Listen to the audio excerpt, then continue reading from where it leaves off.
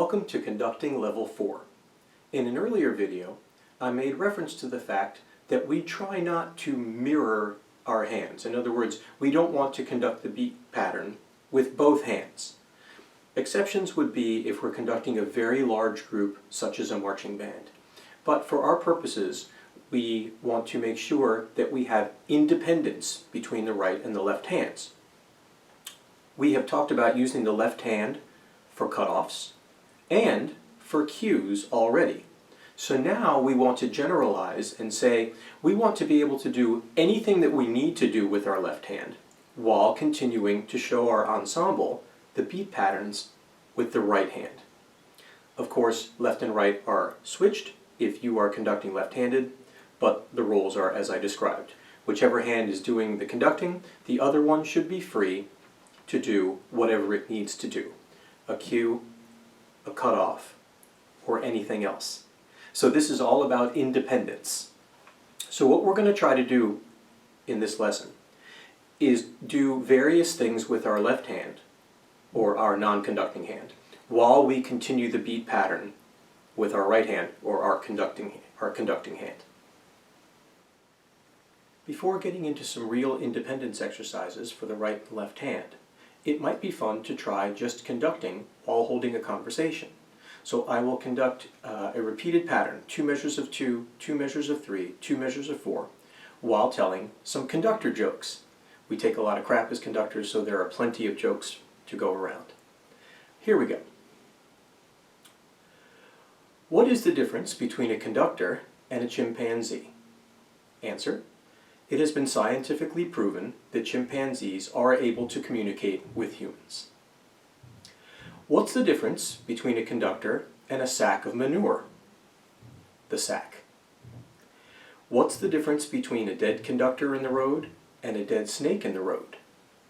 There are skid marks in front of the snake.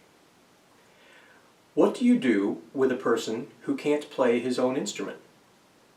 Give him a stick and call him a conductor. Did you hear about the band director who got zapped by electricity? Yep, he must have been a good conductor. How many conductors does it take to screw in a light bulb? No one knows, because nobody ever watches a conductor. Why did they bury the conductor 20 feet into the earth? Because, deep down, he was a nice guy. What do all great conductors have in common? They're all dead. What do you need when you have a conductor up to his neck in quicksand? Well, you need more quicksand, of course. And finally, what's the difference between an orchestra and a freight train? Answer: a freight train needs a conductor. Next, we'll move into our first independence exercise. This may actually be the most useful of all of them, and it's straightforward enough that you should be able to succeed after a few tries. What we're going to do is we're going to do what I call dynamic pumps. It just, for lack of a better term. And a pump is going to be crescendo, followed by decrescendo. There are obviously different ways of conducting a crescendo or a decrescendo, one of which would be to just change the size of your beat pattern. But in any case, that's not going to help us with independence exercises. So once again, a pump is going to be defined as an up followed by a down. So what we want to do is do 2 measures of 2, 2 measures of 3, 2 measures of 4, each with a pump. The speed of the pump is going to change as we go through this exercise, because if it's going to take only 2 counts to get to the top and 2 counts to get to the bottom, we need to move faster than if it were going to take 4 counts to get to the top and 4 counts to get to the bottom. Alright, so here's an example. 2 2s, 2 3s, 2 4s, each with 1 pump. 1, 2, 1, 2. 1, 2, 3, 1, 2, 3. 1, 2, 3, 4, 1, 2, 3, 4. Here's another independence exercise that's a little bit different from the one we just did. In this exercise, we're going to do 4 of each pattern, 4 2s, 4 3s, and 4 4s, because we're going to outline a square with our non-conducting hand while we do it. Okay? So it'll be 2 counts up, 2 counts out, 2 counts down, and 2 counts back in, then 3 counts up, 3 counts out, 3 counts down, and 3 counts back in, and then the same thing with 4. Your non-conducting hand will have to change speed again based on the number of beats per measure, because you're going to get there quicker or not as fast. Here we go. How are we going to do this? Here we go. 1, 2, 1, 2, 1, 2, 1. Now 3s. 1, 2, 3. 1, 2, 3. 1, 2, 3. 1.